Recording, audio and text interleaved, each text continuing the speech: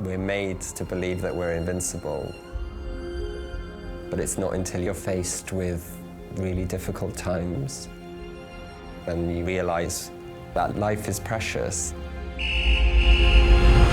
Adult male trauma. He's got a partial degloving of both hands. St George's, ETA 10 minutes. He's got head on into a bus. Almost totally amputated. I'm not joking. You're always so busy. Well, they're open 24 hours, 7 days a week. St George's, London. Welcome to the madhouse. One of Britain's busiest A&E departments. Right, CT are ready. We need 2 units of O&A now. OK, this is really time critical.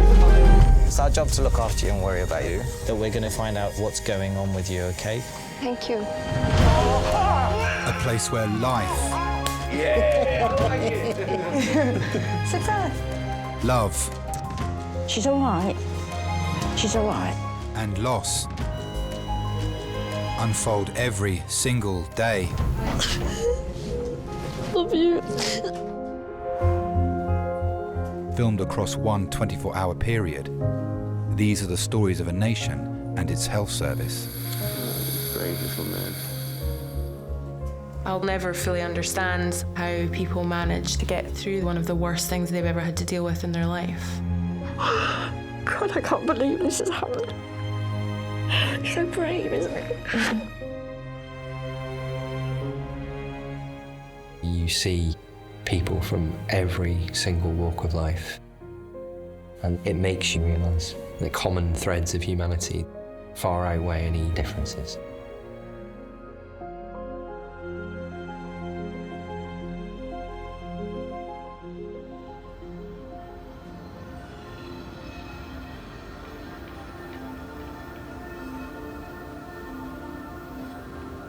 I think when things happen to you, they're out of your control and they change your circumstances significantly, all you can do is to just accept that there is going to be much about your life and other people's lives that you're not going to be able to change. People will often say, I could be hit by a car or a bus tomorrow, to usually emphasise the point that, we don't know what's going to happen tomorrow. It's often used in a very blasé kind of way, but we all forget that life can be cut short very suddenly.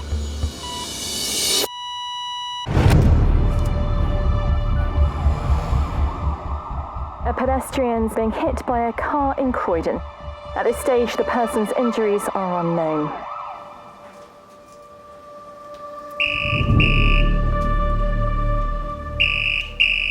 Hello, St George's. Yeah. Okay, thank you. Adult trauma, ETA 10 minutes. A 40-year-old woman is being rushed to St George's after being hit by a car at speed. Pedestrian versus car, bullseye. Yeah. Okay, all right, fine. When we use the term bullseye, what we mean is that the pedestrian can be hit by the bumper initially and then flung up in the air, and then land in such a way which involves their head hitting the windscreen and causing what's known as a bullseye. Hannah, can you bleep ortho and find out where they are, because we need their hands. There's a high chance that you may have life-threatening injuries, which include injuries to the brain and the spinal cord. But ultimately, really, any injury is game. The woman's daughter was at work when she heard about the accident. I literally thought it was a joke. Whoever was speaking to me on the phone, your mum's being hit by a car. I started running. When I got onto the zebra crossing, that's when I see my mum on the floor, not moving. Pedestrian versus car, head injury, GCS 14. All I just see is blood. My sister's called my phone, crying, saying, Mum's been hit by a car. What I was hearing, she wasn't breathing, she wasn't conscious, she wasn't anything. I'm thinking I'm gonna lose my mum, and I just didn't know what to do. That's when I started screaming. I literally dropped on my knees. I tried speaking, but she wasn't responding. 1, 2, 3. Guys, okay, if we get the handover. This is Tanya. She's a 40-year-old female. Tanya was crossing the road at a junction. According to a witness, she went over the top of the car. It's a hematoma to the side of her head. She was complaining of neck pain as soon as we put her onto the scoop. She's also got loss of sensation in both her lower legs. All right. Now she started to vomit. Okay, thanks. All right, guys, can we get her off the scoop first, please? Just being very cautious with the potential of a back injury. If someone can't feel their limbs, you need to think about whether there's a problem with the spinal cord or is there a problem within the brain itself. Yeah, let's proceed with primary survey, please. Tanya, my name is Osama. I'm one of the doctors. What happened to you?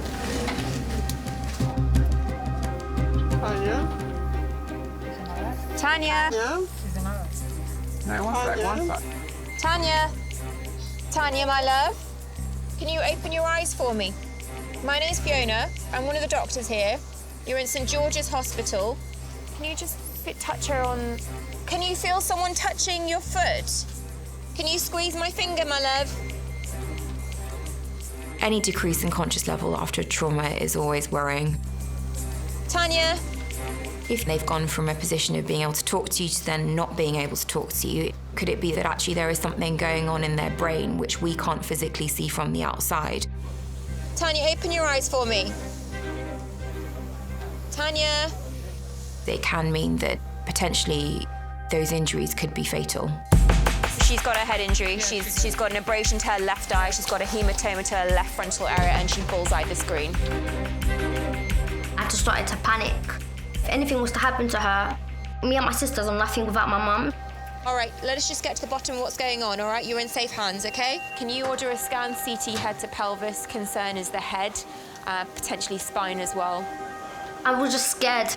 I didn't know if my mum was alive.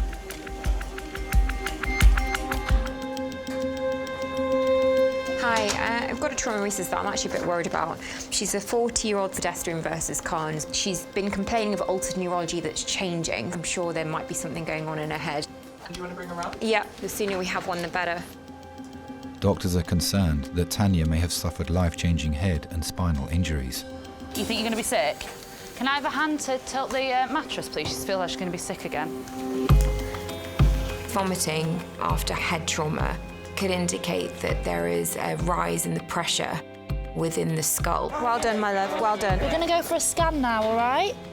And that can be down to bruising, bleeding, or swelling around the brain, which needs to be picked up, diagnosed, and treated as quickly as you can. Tanya, we are going to do a scan of you now. Just relax.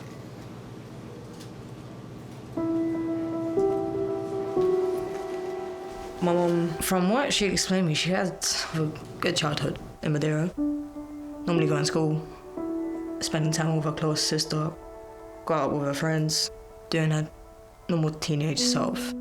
Parents back then were kind of strict. If her dad said to come home, she would go home. She would never say no. Right, sweetheart, I'm just going to give you some more anti-sickness, OK? It must have been tough for her. She was pregnant with me at 16 and had me at 17. So that was the end of her childhood. We won't be in here long and then we'll get the warm blanket back on you, darling, OK? Madeira's good on holiday, but work-wise, jobs is hard to find. She said she came here to have a better life for me and my sisters. I feel like she wanted to build something better for herself. Breathe in and hold your breath. It was just me, her, and my other sister. Coming to a country where you don't know where you are or which path you're going to take, and being here alone with 2 kids must have been difficult at that point. Although her English wasn't that good, she got a job here. Okay, we're just starting that injection now, Tanya. My mum would always think about looking after us, paying the bills and putting food on the table. She would never put herself first. My sister Liliana, she was the firstborn, so she had more of a connection with my mum. She always has. They've been really close. They're more like sisters instead of mum and daughter. Yeah, I got siblings, but the bond that me and my mum have is completely different. Are you a mummy's girl? Yeah. I've always been.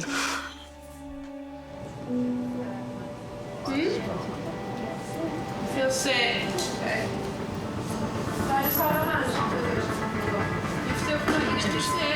Suction. Yeah. You get the suction.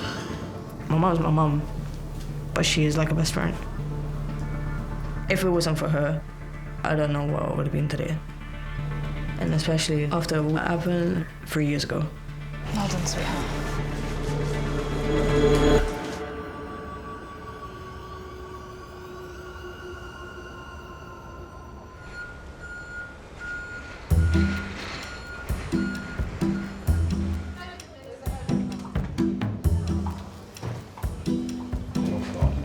Capital of India. Capital of Bangladesh. Is that right? No. Delhi. Yeah, but what? New Delhi. Yeah, well done. 22-year-old Lily is in A&E with her mum Dawn and friend Amy after being elbowed in the face during a game of football. Okay, ready? Capital of Sweden. Reykjavik. Lily, growing up, was never a girly girl. I tried to get her in a dress once or twice and I'd suffer for it, really suffer. It was all the boys' toys.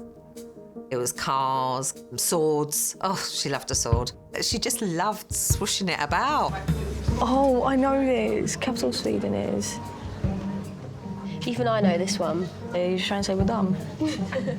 In primary school, all the boys used to play football and I just wanted to get involved. My school friend took me along to his club outside of school and it was an all-boys club and I loved every moment of it. I didn't care I was the only girl. It was a bit scary because if you skilled up a boy and went past them easily, they didn't react well to it at all. But as you get older, you laugh about it. Sometimes you get a boy that's like, oh my goodness, you are good. And that's the nice part of it. And it's been the only thing I've been good at naturally. You know, I'm not the smartest people. Capital of Sweden. Holland.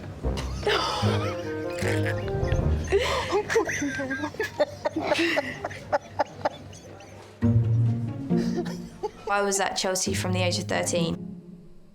I trialled at Millwall Lionesses when I was 17. I was actually one of the youngest selected for the first team squad. I've just been getting stronger and stronger ever since. It's just experience, and you just realise that you can actually make a career out of it. I think my worst fear is surgery. You know you're going to have surgery. Why? How do you know? I'm a semi-professional female footballer. I train for about 3.5 hours a day, 4 times a week, plus matches. It's not the ideal life because you've got to work on top of it.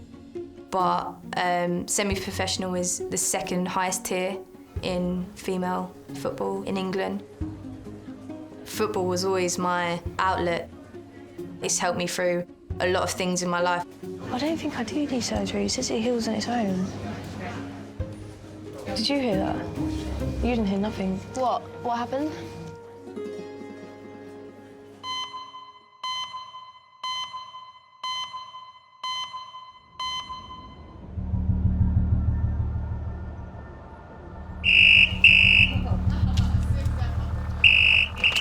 St George's Recess. Medical trauma, please. And did you say it's a transfer from St Helier? It's KK, thank you. Bye.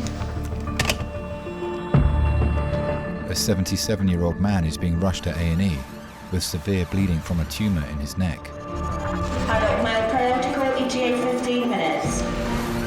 He's being treated for tongue cancer at a local hospital, but the hemorrhage is so severe he's been transferred to St George's. They blue lighting him into our recess. The man's partner is travelling with him in the ambulance. I came downstairs to get the tea and suddenly he called me and was covered in blood. So someone needs to come down and see the patient immediately. The speed and when it happened was surprising. The nurses had only told us a couple of days before to be ready, so I knew I had to ring the ambulance. I was in do mode, really. Don't remember thinking very much at all. Paramedics were surprised when they got up there. They said it was a bloodbath. I rang Kath and Keith, my daughter, son-in-law, and they came round almost immediately. We were warned by the nurses that there was a possibility he could have a catastrophic bleed. But when we got there, my mouth went dry. I wanted to cry, but I couldn't cry because I was there with the big man. Must have been very scary for him. Must have been very scary.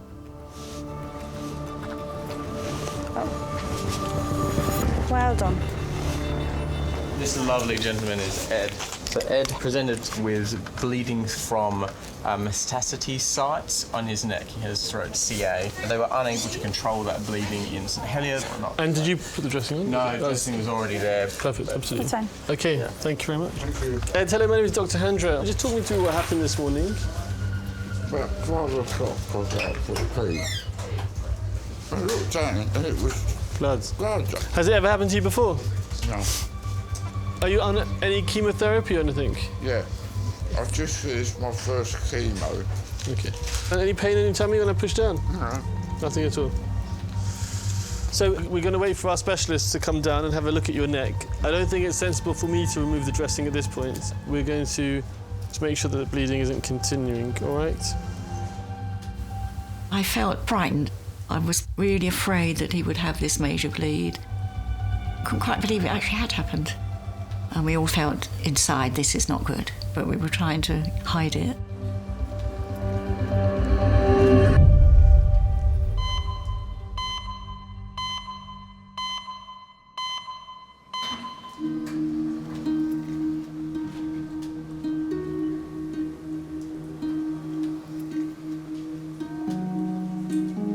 Are you all right, my love? Do you want to be sick? As soon as we know that your spine is okay, we can take it off, okay? But just at the moment, while you're saying that your arms and legs don't feel quite normal, we need to keep this on, okay? On 3, 1, 2, 3. Doctors are concerned that Tanya has lost sensation in both her legs. They are awaiting the full results of her CT scan. Your children are here to see you. Her ex-partner and daughters Liliana and Diana have joined her in resus. Your family is here, Tanya. Can you open your eyes? So she still needs to keep her neck still. How are you doing? How is your pain? In your head, okay. My mum done her best to support us. She says, whatever you are, whatever you want to do with life, she'll accept it. Just a few weeks before I was 19, I've had the experience of being with a boy, but then I saw him in the same club that I was in. It was just that one time it happened, and we left it as that. So is that the first time that you'd been with a boy? Yes. And that's a loss, because that ain't happening again. So you have a bump here that causes you the pain, okay? A few months down the line, I took a pregnancy test. I wouldn't have expected to end up pregnant. I was scared, stressed, panicked. Wasn't sure what I was going to do with myself. I was scared to tell my mum as well. Would you like some further pain relief? Yeah? Okay. And what did you do? We were sitting down and talking in McDonald's, and I turned around to her like, I got something to tell you. I passed the test, and I said, yeah, I'm pregnant. She looked at me like, I wouldn't have expected you to be the first. So what are you gonna do about it? So this is just one more medicine called cyclazine. It's an anti-sickness, okay? So try and get on top of the nausea. I told her, yeah, I'm gonna keep it. She wasn't disappointed. My mum said, yeah, I'll support you with the decision.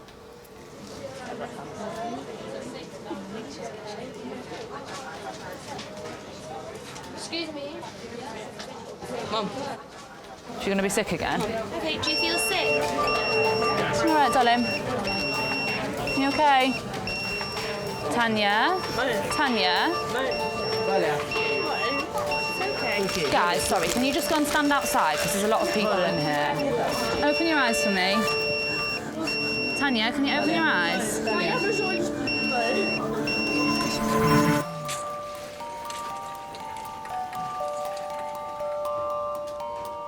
Is it just you and your wife at home? Yeah? Your partner? Edwin has suffered a hemorrhage from a tumour in his neck. The medical team in resus need to test his blood for signs of an infection before they attempt to remove his dressing. Right, my lovey, I'm going to go and send your blood. What's your partner's name, and I'll bring her in on my way back? Janette. Janette. Do I have a Janette in here? Oh, Grant, my name's Anna. I'm one of the nurses. Do you want to come and sit with him? Janette's daughter Kathy and her husband Keith have arrived at St George's. We've got 3 for the price of 1 here. Thank you so much. Hello, sweetheart. All right. How are you doing? Good.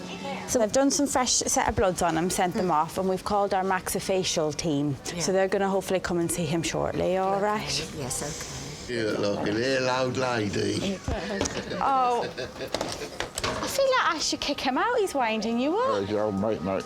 He can say what he likes. He's one of the best, I'll tell you. Oh, really? When I first met Eddie in the Royal British Legion 22 years ago, I've never, ever had a relationship with a guy where I've had such a strong bond. He was always there for me. I wasn't allowed to be sad and unhappy. We'd sit down at the club round the table, we'd have a chat, we'd have a glass of red wine. Everything got sorted out. That was the love of his life, was his red wine. Whereabouts from Ireland do you come from? From Donegal. Oh, right. Have you ever been to Ireland? Mm-hmm. What part? Not Tanya. Oh, it's a secret. He was known as my wingman. He made a bit of light humour out of things, you know, so saying, "Where are you?" He's one of our aircraft missing. We both like deep sea fishing. He'd come and pick me up and we'd go out for the whole day and talk about anything and everything. He had very close friends that he did things with, but he wanted the companionship of a woman in his life, shall we say. You are brave, my love. A brave soldier, aren't you, mate? Having been widowed for getting on for 9 years, found I was getting a little bit, wanted something to do on a Saturday night. Kathy, my daughter, and Keith have been married 11 years, and Keith suggested I come up and help in the Legion. And Ed was there most times.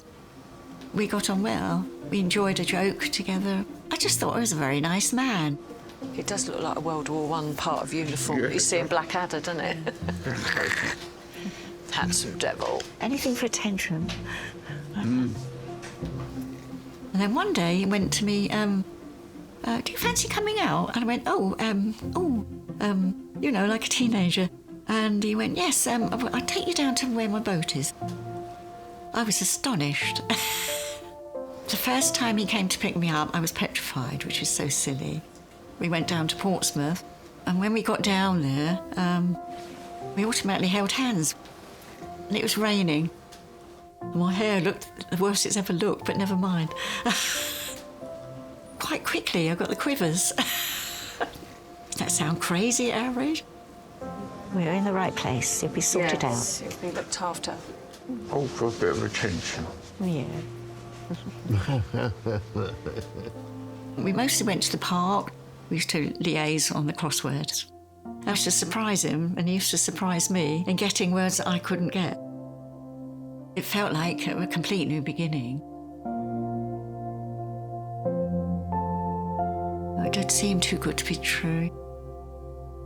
I suppose you might say it was.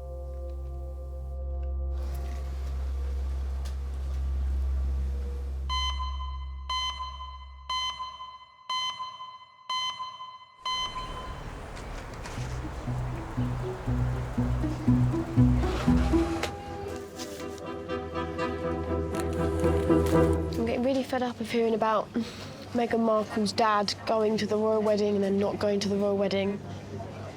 I'm more worried about the FA Cup. Or do I get ab surgery? New football boots. Oh, yeah, well, you can have those. No problem. Just for being brave, you know? Absolutely. I used to go with the girls to church every Sunday. We do have strong beliefs. We all of us believe in God. That's why the girls went to a Catholic school, both primary and secondary. Picture me with a baby. Jesus. My whole family are Catholic. It was just always a part of my childhood. As I got older, I realised that there's certain things that I just didn't believe in. So in year 10, you do confirm your faith. And I knew, because I had my first girlfriend in year 10, that I couldn't confirm anything because I was going against what they believed in. Lily. You're taught in a Catholic environment is categorically wrong. You're not allowed to be the way you are. And that's why you get scared, because when you are part of a religion and they don't accept that, you think it'd be easier if I just lied. And that's what I did, I started lying. Right, okay, my name is Rachel, I'm one of the practitioners. So obvious right eye injury, talk me through what happened. I got elbowed, well, as far as I can remember, I got elbowed in the face. Yeah. It came up straight away, went to hospital, and they said that I'd broken my eye socket. I lied to my mum a lot. I was telling her about boys. I was, you know, potentially wanting boys to come round for dinner, to meet my family. She was convinced. Oh, you've got no blurred vision or double vision? Yeah, I have double vision when I look down. So double vision when you look down, Yeah. just out of that eye, yeah? Yeah. I struggled a lot. It made me feel worthless because people are telling you it's disgusting, it's wrong. You shouldn't be the way you are. And I remember telling my sister, and she wasn't shocked, and she was like, you have to tell Mum, you have to, she won't care. And I remember I was in the front room, my sister was opposite me, and she just gave me the look like, do it, do it. So I was like, Mum, I've got something to tell you. And I remember shaking, being a bag of nerves, and I just came out with it, said I'm gay. And she just stood there for a minute and looked at me and what do you mean? And I went, I'm gay. And she walked out of the room. And I looked at my sister, and my sister was in shock. She couldn't believe that she just walked out of the room. And I remember just sitting there and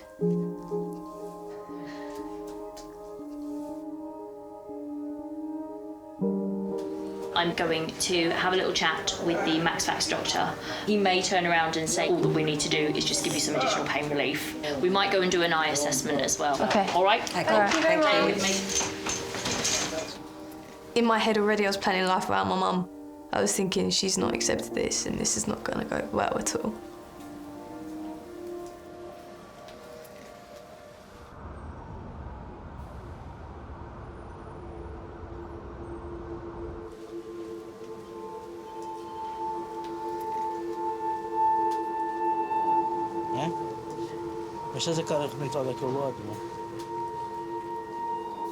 Doctors have managed to stabilise Tanya's critical condition. They now have the preliminary report of her CT scan. Okay, so you've had your CT scan, which has flagged up a few things that we're a bit worried about, okay? We are worried that there might be some damage to some of the bones in your back. On top of that, we think that there is a small fracture of one of the bones that make up your lower end of your spine and pelvis. Does that make sense to you? Do you have any questions? You all right? You certainly look a lot better than when you first came in. She's a tough cookie. Thank you. Yeah? All right, okay.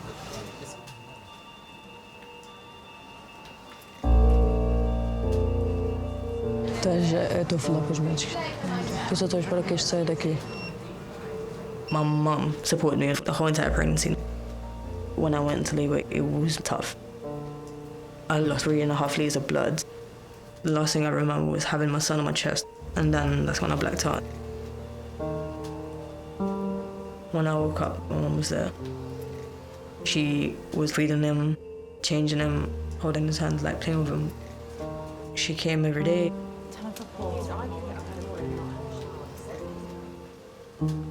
She taught me how to be a mother myself.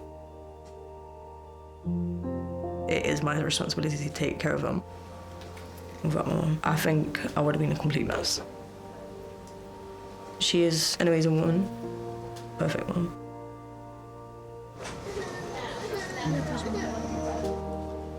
Tanya will be sent to a ward where neurologists will monitor whether or not her injuries will be life-changing.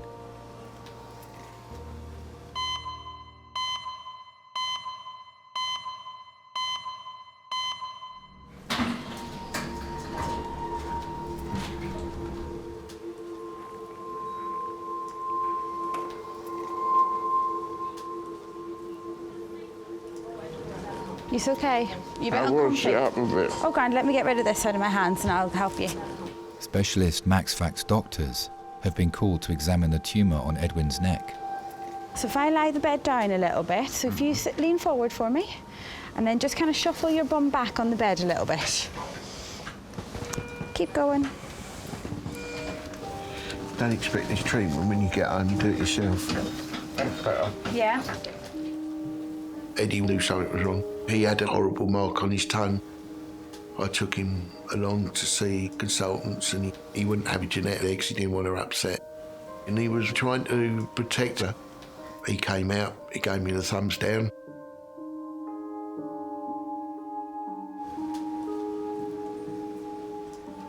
He said to me, "What do I do now?"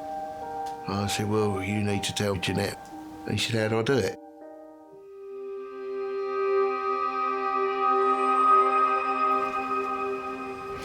Yeah, I got the wrong one on you. Put adult on it. Doesn't say how I put it anyway. We've been together 5 months when Keith, Kath and Ed came round here one day and I said, "Oh, great, we'll have a takeaway together." And he sat down there and Keith said, "Oh, there's something we've got to tell you, but we'll be all right. We're a family, we'll be okay." And Ed came out with it and said, "I've got cancer of the tongue." He said he would have an operation, then he would have a treatment, which sort the problem out. Then after that, he had 6 weeks of radiotherapy. A few weeks later, he presented with lumps on his chin, and it had returned, well and truly. Oh, yeah. I think we met on the water. Yeah. Some time ago. See, I'm well known. Right, so let's just have a little peek under here. They told us they couldn't operate. I was frightened. I could not believe that a strong man like him could possibly go anywhere. We'd have to hide in the kitchen because he didn't like people in tears.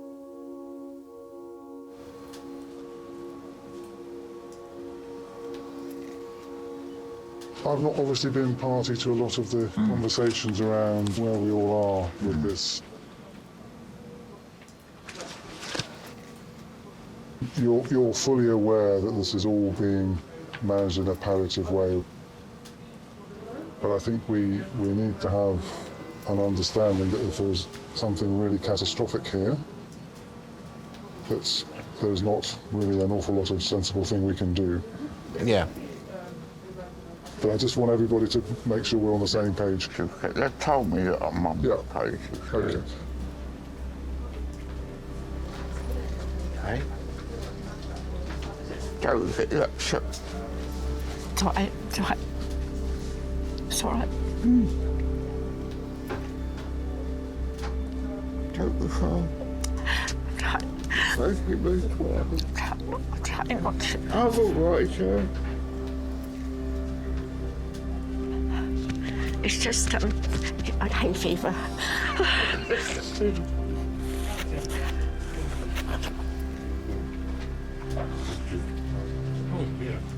We'll be back in a minute, Ed, all right? I'll follow you because you know my sense of direction.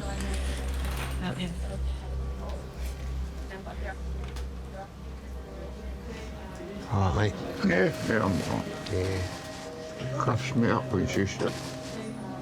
I mean, I've accepted this month ago.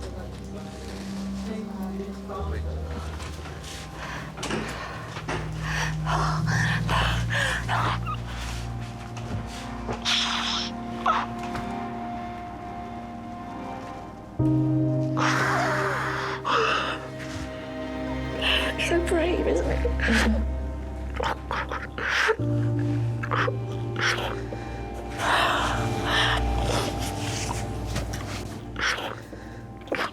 God, I can't believe this has happened. It won't be in his interest to resuscitate because his heart will fail.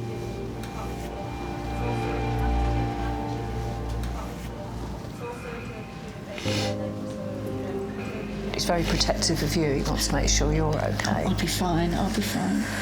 He knows how ill he is.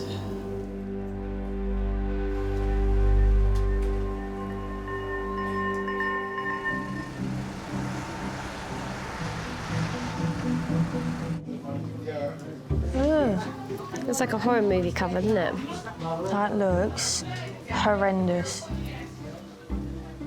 Doctors are concerned that Lily may have damaged her vision after being elbowed in a football match. Right, okay. So I've had a little chat with Max Vax. All of the symptoms that you're reporting, he said all of those are all absolutely normal when you've suffered kind of an orbital floor fracture. Yeah. And we're going to very quickly just do a little assessment in the eye room. Lily, if you follow me, we'll just very, very quickly. We'll be back in like 2 minutes. Okay, no problem. See on there for me. After I told my mum, she was avoiding it and she was avoiding me. I didn't know what to feel, what to do. For one person I didn't think would have a bad reaction, for her to react that way, it was really hard for me. Is that C? Mm-hmm. A? Mm-hmm. If you can't do any more, that's fine. She'd convinced me over a period of about 2 years, and it was probably the worst 2 years in her life, that she was straight. So when eventually she came out and told me, it shouldn't have been a shock, but it was a shock, because I'd started changing the way I was thinking. Oh, maybe she's not gay, or maybe, you know, life's going to be a bit simpler for her. So that was the first thing that came out of my mouth. Life is going to be very, very difficult for you. Right, follow me. She was really upset. It wasn't nice. That's why I wish I'd handled it so differently. Right, put yourself back in there. Let me do all of your notes and all of your referrals for you, and then get you out of here. Thank you. Really soon. Thank you. How's that? Oh, you're so happy. My right eye was better than my left. Of course. Really? Yeah. We did resolve it, of course. I've got no issues. It's not a problem. She's my daughter. I love her. It doesn't matter. I got you. There. My ties have changed with the church. We only go at Christmas and Easter now. I think it's the perception of same-sex relationships from the church that does bother me. Because it's not a choice. I know it's not a choice. I see that it's not a choice with her growing up. Right, okay. I've done you. Eye referral, and then I've given you a copy of your discharge letter. Okay, thank you. And then that is it. You are. All right, cheers. Thank you so much. Thank you. I think my mum has accepted who I am, and I think it has made us closer. She's my best friend. She is, and she's my mum as well, and she's helped me to learn to accept it for myself. And seeing her wanting to protect me and wanting to support me has made my love for her like 1,000 times stronger. Even though it's impossible, it's 1,000 times stronger.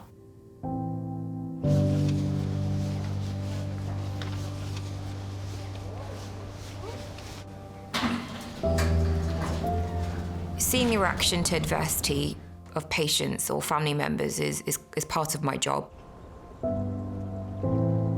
What I find quite remarkable is that some patients still manage to maintain a positive outlook on life and to decide to not let these adversities limit their life as best they can.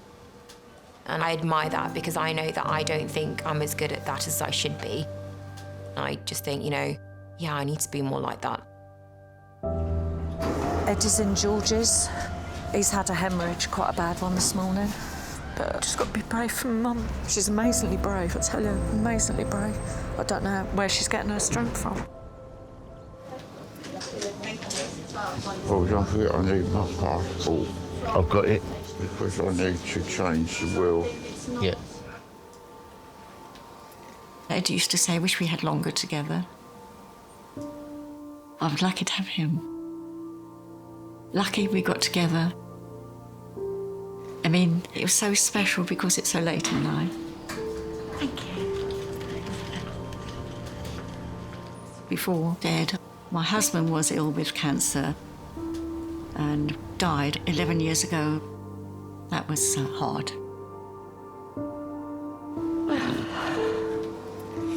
Oh, you need anything?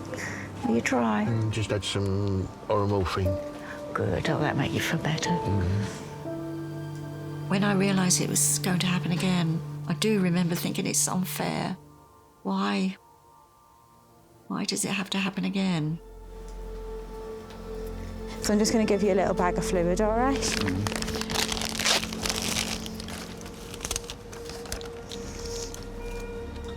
We just plodded on, as it were. We still did the crosswords and had a lot of visitors. But I think he quite liked being made a fuss of. He'll be going up to the ward very shortly and we'll get you on a nice, comfortable bed. Oh, that's good. We did not actually talk about the time to come because I didn't want him to be frightened. Why look after Ed? Because I love him. Simple as that. You would do it for your husband. You would do it for your girlfriend. If you loved them, wouldn't you?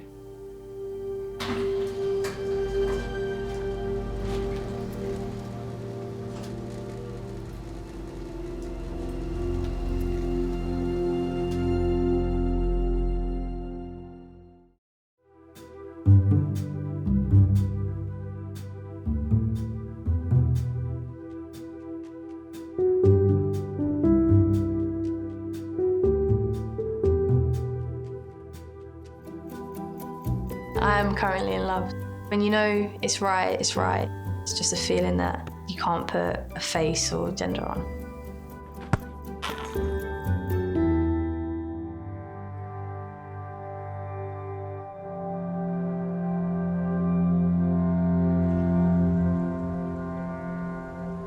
I remember seeing like a flush thing coming. After that, I can remember I just woke up in the hospital. Me and Lillian, we have a strong bond. Yeah, since she was little. I love my babies. They're not babies no more. They're grown up. They're moms. But for me, they're still babies. Yeah, I'm nothing without them. Nothing.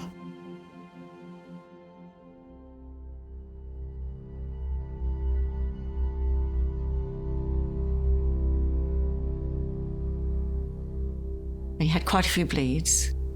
And then they came to talk to us about a hospice or what do you want to do? And I said, I want you home. And he said, I want to come home. I was just wishing there was a miracle and that he was going to make it.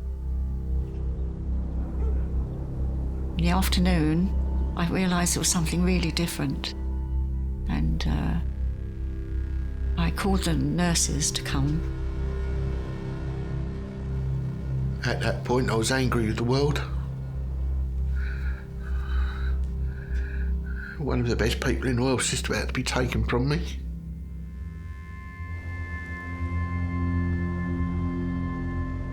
And then suddenly, he died. He died.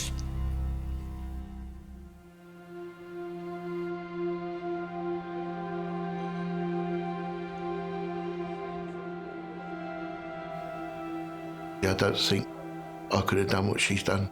Anyone who can lose a husband and then 9 years later meet up with someone, have a second chance of life and then nurse them in the same house, I think that she's a very brave woman. It's going to be very hard. But I think I've got to become her wingman. And I think Eddie would approve of that. I miss him terribly.